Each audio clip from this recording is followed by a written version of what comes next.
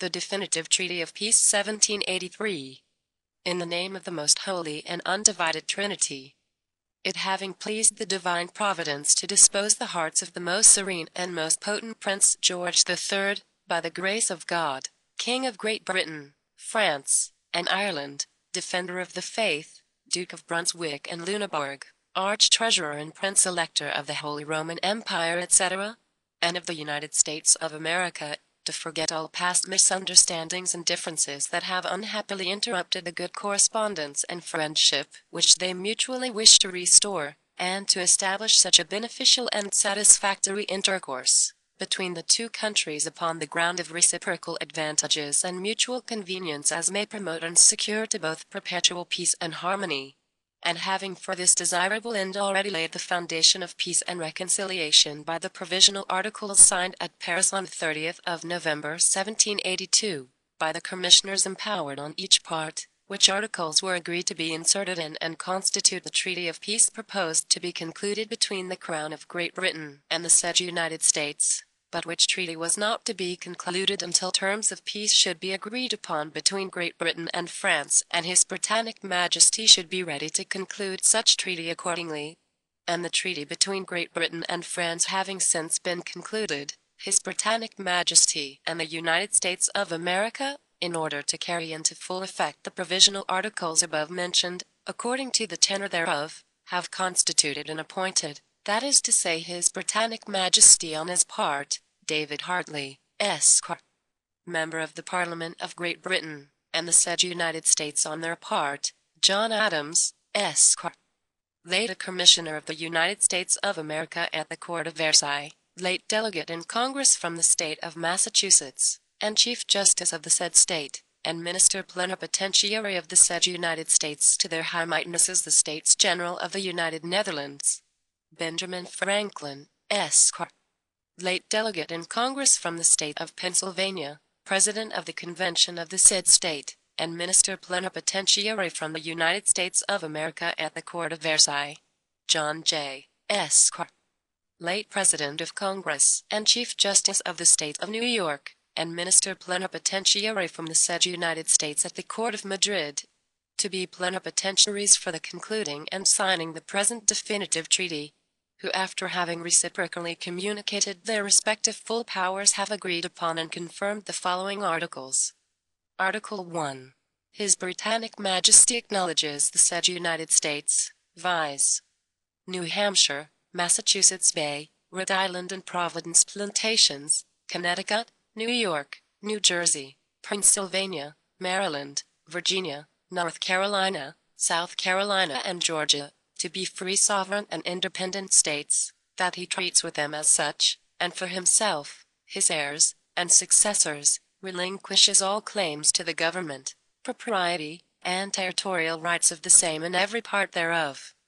Article 2. And that all disputes which might arise in future on the subject of the boundaries of the said United States may be prevented, it is hereby agreed and declared, that the following are and shall be their boundaries, viz. From the northwest angle of Nova Scotia, viz. That angle which is formed by a line drawn due north from the source of St. Croix River to the Highlands, along the said highlands which divide those rivers that empty themselves into the river St. Lawrence, from those which fall into the Atlantic Ocean, to the northwesternmost head of Connecticut River, thence down along the middle of that river to the 45th degree of north latitude, from thence by a line due west on said latitude until it strikes the river Iroquois or Cataraqui, thence along the middle of said river into Lake Ontario, through the middle of said lake until it strikes the communication by water between that lake and Lake Erie, thence along the middle of said communication into Lake Erie, through the middle of said lake until it arrives at the water communication between that lake and Lake Huron, thence along the middle of said water communication into Lake Huron, thence through the middle of said lake to the water communication between that lake and Lake Superior, thence through Lake Superior northward of the Isles Royal and Filippo to the Long Lake, thence through the middle of said Long Lake and the water communication between it and the Lake of the Woods, to the said Lake of the Woods, thence through the said lake to the most northwesternmost point thereof, and from thence on a due west course to the river Mississippi, thence by line to be drawn along the middle of the said river Mississippi until it shall intersect the northernmost part of the 31st degree of north latitude, south, by a line to be drawn due east from the determination of the line last mentioned in the latitude of 31 degrees of the equator, to the middle of the river Apalachicola or Cottahoush, thence along the middle thereof to its junction with the Flint River, thence straight to the head of St. Mary's River, and thence down along the middle of St. Mary's River to the Atlantic Ocean. East, by a line to be drawn along the middle of the river St. Croix, from its mouth in the Bay of Fundy to its source, and from its source directly north to the aforesaid highlands, which divide the rivers that fall into the Atlantic Ocean from those which fall into the river St. Lawrence, comprehending all islands within 20 leagues of any part of the shores of the United States, and lying between lines to be drawn due east from the points where the aforesaid boundaries between Nova Scotia on the one part and East Florida on the other shall, respectively, touch the Bay of Fundy and the Atlantic Ocean, excepting such islands as now or heretofore have been within the limits of the said province of Nova Scotia. Article 3. It is agreed that the people of the United States shall continue to enjoy unmolested the right to take fish of every kind on the Grand Bank and on all the other banks of Newfoundland, also in the Gulf of St. Lawrence and at all other places in the sea, where the inhabitants of both countries used at any time heretofore to fish.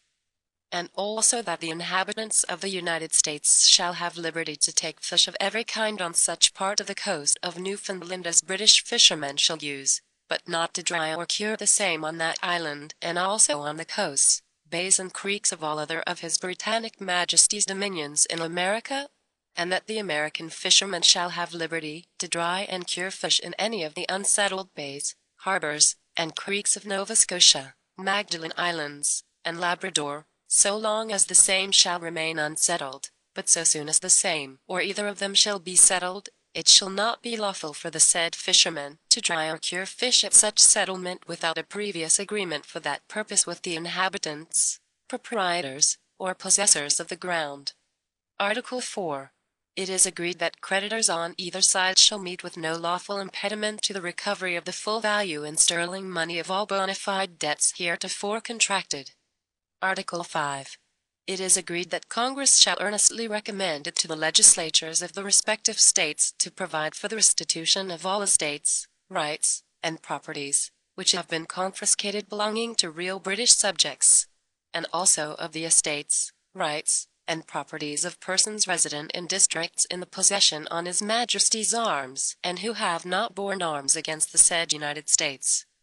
And that persons of any other decryption shall have free liberty to go to any part or parts of any of the 13 United States, and therein to remain 12 months unmolested in their endeavors to obtain the restitution of such of their estates, rights, and properties as may have been confiscated. And that Congress shall also earnestly recommend to the several states a reconsideration and revision of all acts or laws regarding the premises, so as to render the said laws or acts perfectly consistent not only with justice and equity, but with that spirit of conciliation which on the return of the blessings of peace should universally prevail. And that Congress shall also earnestly recommend to the several states that the estates, rights, and properties of such last mentioned persons shall be restored to them, their refunding to any persons who may be now in possession the bona fide price whereon he has been given, which such persons may have paid on purchasing any of the said lands, rights, or properties since the confiscation. And it is agreed that all persons who have any interest in confiscated lands, either by debts, marriage settlements, or otherwise, shall meet with no lawful impediment in the prosecution of their just rights. Article 6. That there shall be no future confiscations made nor any prosecutions commenced against any person or persons for, or by reason of, the part which he or they may have taken in the present war, and that no person shall on that account suffer any future loss or damage, either in his person, liberty, or property, and that those who may be in confinement on such charges at the time of the ratification of the treaty in America shall be immediately set at liberty, and the prosecutions so commenced be discontinued. Article 7. There shall be a firm and perpetual peace between His Britannic Majesty and the said states, and between the subjects of the one and the citizens of the other, wherefore all hostilities both by sea and land shall from henceforth cease. All prisoners on both sides shall be set at liberty, and His Britannic Majesty shall with all convenient speed, and without causing any destruction, or carrying away any negroes or other property of the American inhabitants, withdraw all his armies, garrisons, and fleets from the said United States, and from every post, place, and harbor within the same,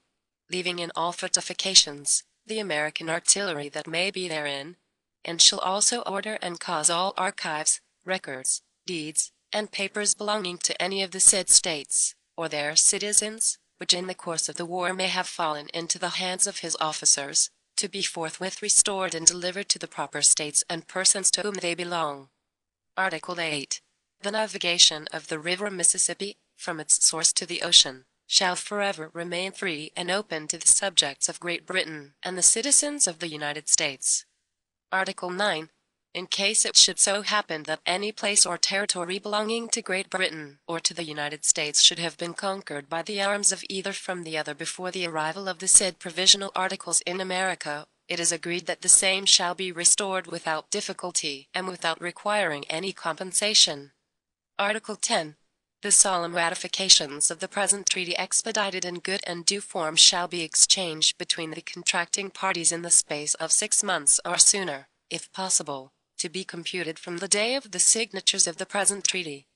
In witness whereof we the undersigned, their ministers plenipotentiary, have in their name and in virtue of our full powers, signed with our hands the present definitive treaty, and caused the seals of our arms to be affixed thereto. Done at Paris, this 3rd day of September in the year of our Lord, 1783. D. Hartley, seal. John Adams, seal. B. Franklin, seal. John J., seal.